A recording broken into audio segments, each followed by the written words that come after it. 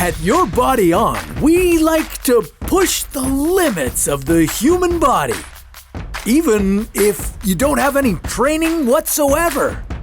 One of the most important skills to develop as an athlete is endurance. From running non-stop for miles to holding difficult positions for a long time, or climbing a monstrous mountain minus any ropes. Here are 3 of the toughest challenges we've featured. The marathon, one of the greatest feats of strength and endurance in the world. Some runners prepare for months, maybe even years. But for today's challenge, we're going to complete a marathon without any training. What kind of effects would it have on your body? Well, on today's episode, we're going to find out. This is Your Body On, running a marathon without training. It's common knowledge that a marathon is 42 kilometers long. But have you ever heard of an ultra-marathon? These are races where people run anywhere between 50 to 5,000 kilometers. Some races take place over several days. Nearly 50% of the competition fail to complete, but the rest do end up crossing the finish line. So if these people can run hundreds of kilometers, surely you can run a measly 42 kilometers, right? Right? Okay, let's get off the couch and do this thing, and see what's happening inside your body as you run. Your body shouldn't have a hard time handling this at the start. Even without training, you should be able to complete this distance within 10 minutes. And as you continue, your lungs will start to expand more rapidly. You'll also feel the need to breathe with just your mouth rather than your nose. This allows your body to pull in more oxygen and at a much quicker pace. So by now, you've been running for at least a half an hour. If you're not used to physical activity, this would probably be the point where you'd end your attempt. But that's not really our style on Your Body On. We finish our challenges, no matter how hard they might be. So get moving! As you continue running your marathon, you'll notice your body feeling much hotter. Let's take a closer look. At the beginning of the race, your core body temperature was around 37 degrees Celsius. Now, if you're not used to running, your temperature will rise to 39.4 degrees Celsius. This might not sound that bad, but it's the equivalent of a high fever. And the higher your core temperature is, the more difficult it is for your heart to pump blood out to your muscles. Think you can make it to the end? Let's keep going to find out. You're now about 2 hours into the marathon. You're incredibly exhausted, but the good news? Your body is burning an insane amount of calories. At the start of your run, your body was burning about 150 calories every hour, but now your body is burning nearly 800 calories per hour. That means that you could eat a Big Mac and a small order of fries and within an hour burn the entire meal off. Okay, now your run is becoming more difficult than ever before. You hit what's known as the wall. This happens after your body has burned its entire supply of glucose. Glucose is stored in your muscles and liver, and it's your primary source of energy during your run. Normally, experienced runners will start their marathon off slow to prevent this from happening. But you came bursting out of the gate, and now your glucose is expended, and it's harder than ever to keep running. Your muscles now need more to help operate, and as a result, you're feeling more sluggish than ever. By this point, you're at least 6 hours into this terrible idea. An experienced runner would be finishing this race with shin splints, stress fractures, and other muscle injuries. But for you, the muscle tears would be even worse. You'll also have an increased amount of lactate in your leg muscles, which will lead to cramps. At this point, you'll be lucky if you can crawl to the finish line. But your leg pain wouldn't even be the worst part of all this. Your kidneys would suffer even more. A 2015 study found that 82% of runners had stage 1 acute kidney injuries immediately following a marathon. These injuries happen when your kidneys aren't getting enough blood flow. They're also due to dehydration. During this time, your kidneys aren't able to filter toxins out of your blood. So, yes, in theory, you could finish this marathon without any training, but you'd probably end up bruised and beaten, and possibly in a hospital bed. Yeah, this is a challenge you don't want to try. If you want to run a marathon safely, here's some advice. Coaches say that you should run a total of at least 48 kilometers per week for 5 to 6 weeks. And you should be able to do this comfortably if you want a real shot at this race. Remember to stretch as much as you can, to stay hydrated, and to walk when you're feeling weak. This will help you finish the race without any serious injuries. Follow this advice so you can kill this challenge instead of having it kill you. Okay, so you survived the marathon. Feeling tired yet? Now that your legs are jacked from all that running, let's test your endurance in another way. Ready for some rock-hard glutes? Let's see if you can squat for 24 hours. These people are challenging themselves to squat as much as they possibly can. Some make it up to 1,000 squats. Others might be able to do just a couple. But we're going to take this challenge to the extreme by squatting for 24 hours straight. How big would your legs and butt get? And do you think something like this is possible? This is your body on, squatting for 24 hours straight. So is something like this dangerous? Well, let me put it this way. In 2019, 2 teenagers in China challenged themselves to do 1,000 non-stop squats in 2 to 3 hours. And although they were sore immediately after their squat off, neither of them was initially worried.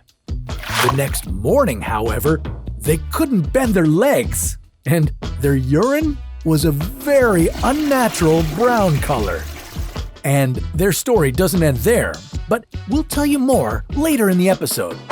For now, you have tons of squatting to do, and not just for 3 hours, but for 24 hours straight.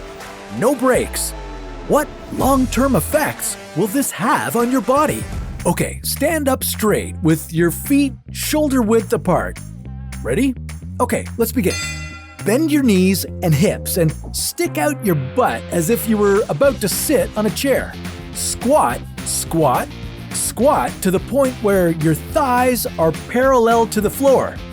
Make sure your knees are over your ankles, not your toes. And be sure to keep your back straight. Okay, now push back up with your heels and stand up straight. There you go. 1 squat down, a few thousand more to go. Right away, your body will respond to these squats by stimulating parts of the body that allow you to exercise more efficiently. Your cardiorespiratory system will increase its activity. Your digestive system will slow right down. After 10 minutes, your heart rate will have increased, pumping more blood to your brain, making you more alert, and blocking any minor pain signals. It will also supply your muscles with more oxygen. Eventually, your legs will start to feel sore from the exertion, but we're going to push through that. After all, we're going for 24 hours, right? Squats target the glutes and the quadriceps in the lower part of the body and engage our core. They improve posture and strengthen the knees and joints by increasing the quantity of oxygen and blood flow to these parts, keeping them strong and supple. At this point in our workout, the cortisol levels in our body will have risen. Cortisol is a stress hormone that helps regulate metabolism, ensuring the body has sufficient energy to function. Eventually, increased cortisol levels will signal the body to use muscle protein as a source of energy. So, at this point, your butt wouldn't grow any bigger. By hour 3, dehydration will be a definite concern. You could be losing 1 to 3 liters of water every hour. This can lead to dizziness, vomiting, and muscle cramp. So hopefully you've been drinking a ton of water and sports drinks. And if you were to stop now, you'd be relatively okay, at least at first. Just like those two teenagers were back in 2019. But it turns out, they weren't fine at all. Shortly after their squat-a-thon, they were rushed to the hospital and diagnosed with rhabdomyolysis. This skeletal muscle injury causes dead muscle fibers to be released into the bloodstream. It could lead to kidney failure or even death. So you should probably stop now. But let's say you continue. At this point, you might need to keep a few boxes of tissues within reach, as you'll likely have a runny nose. A 2006 study found that 56% of marathon runners suffer from exercise-induced rhinitis, or runner's hay fever. As your breathing increases through strenuous activity, the mucous membranes in the nose produce mucus, often accompanied by a watery discharge. Okay, you've now been squatting for as long as the average Ironman competition, resulting in some severe stress being put on your body. A triathlete will burn more than 6,000 calories in a 12-hour race.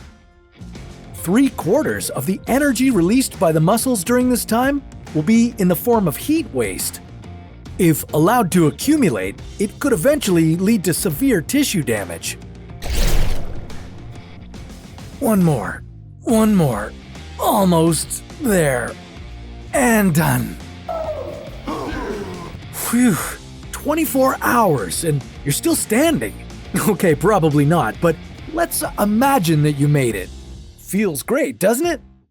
No, it most certainly does not. Your joints are all sore and stiff, and you're thirsty despite working hard to keep hydrated. You have a splitting headache and are having a tough time staying on your feet. And now watch out for any colds or infections. After an intense workout, there's a 72-hour window of impaired immunity where viruses and bacteria have an easier time invading and infecting the body. So, would doing squats for 24 hours be worth the effort? In a word, no. Sure, your legs and butt might feel strong and get bigger, but ultimately, it wouldn't be worth the injuries involved. Instead, do your squats in small amounts, like 3 sets of 10 squats, 2 to 3 times a week. But before you do any more squatting, it's time for your toughest challenge yet. Not only does endurance help us work out longer and complete marathons, but it can also save your life, especially if you're climbing a mountain with no ropes.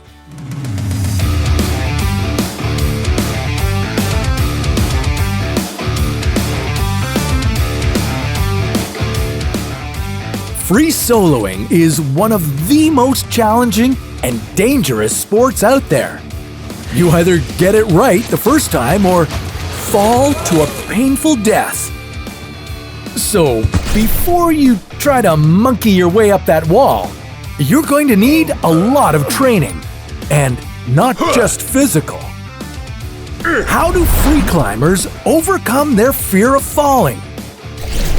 Think you have what it takes? Alright, tough guy, put on your climbing shoes and whatever you do, don't look down. This is your body on free climbing. When we talk about free climbing, it's not just some promotion at your local climbing gym. It's an extreme sport that requires stamina, endurance, and mental strength. While some of the pros go ropeless, known as free soloing, many free climbers still tether themselves in case they fall. The difference with rope climbing here is free climbers have no assistance when it comes to upward mobility. It all boils down to balance and determination. So, how exactly does one train for such an incredible feat? As free soloist Alex Honnold puts it, if you're a speed climber, you need iron legs and amazing lungs. But for bouldering, It's all about strong fingers and arms. Before you do any free climbing, you better train hard. Free climbers build and maintain their strength through regular exercise. We're talking press-ups, planks, leg lifts, running, skiing, cycling, and more. As Alex puts it, if you really want to be a good climber, you'll need to climb a lot. Strength is only half the battle. Flexibility is just as important. It will help to reduce injuries and to complete complex techniques like stemming, where you push against two opposing surfaces to balance, or a mantle, where you push down on a hold and bring your feet up to meet your hands. Better brush up on some yoga. While you might think having jacked arms and a firm grip are the keys to a successful climb, I wouldn't skip leg day if I were you. So, you're all trained and ready to climb. First things first, plan your route and look for footholds. Finding good footholds will help keep you balanced and give your arms a break. And if there isn't a good foothold, you can try smearing, where you rely on the rubber of your shoe for friction against the rock. Always try to keep your feet still and directly below you to maintain balance. You'll want your heels low so you have plenty of contact with the wall. The more rubber on the rock, the better. You don't have to be as jacked as Sylvester Stallone to be a good climber. The real key to a successful free climb is balance. Keep your arms straight so your skeleton takes on the weight. When you bend at your elbow, your muscles are doing unnecessary work to hold you up. Try to focus on your hips. Keep them pushed up against the wall so your weight is over your feet. This will allow you to lean back, making it easier to grip. Okay, looks like you're halfway up the wall. Just another 457 meters to go. Feeling a little sweaty and tired? It might be time to take a break. Even if you're trying to beat a speed record, resting is critical both on and off the wall. Climbing, when fatigued, will wear you out. No matter how much you power grunt like world champion climber Adam Ondra. It might be a good time to pitch a tent, have a protein-rich snack, and admire the view. Wow. Or, if you're trying to climb this mountain in a day, as Emily Harrington did, well, you better keep moving. Okay, you're about 610 meters up. No pressure. As much as you want to look down, try and resist the urge. When Alex Honnold decided to get an MRI of his brain, neurologists presented him with a series of images designed to disturb and excite him. Impressively, they found that Alex's amygdala, the fear processor of the brain, didn't show a strong response to the stimuli. Through countless hours of climbing, Alex has learned to overcome his fear with a well-honed regulatory system. With that said, for this final stretch, don't let fear get the best of you. Climbing can push your heart rate to between 120 and 180 beats per minute. Stay focused, breathe, and keep calm. If your palms are as sweaty as mine are right now, put some chalk on those puppies. Only a few hundred feet to go. You got this. Just one last push. Woohoo! You made it! Before you go taking selfies and admiring the view, be sure to stretch. Even the top climbers can suffer injuries. You might have carpal tunnel syndrome, tennis elbow, knee meniscus tears, or the dreaded climber's finger. Nothing can stop them! That's when your finger tendons are strained or torn, causing your fingers to swell up and stiffen. Free climbing can be pretty debilitating. So, you might want to book that massage you've been putting off. Or, how about 24 hours of hot yoga. That sounds like a challenge for another Your Body On.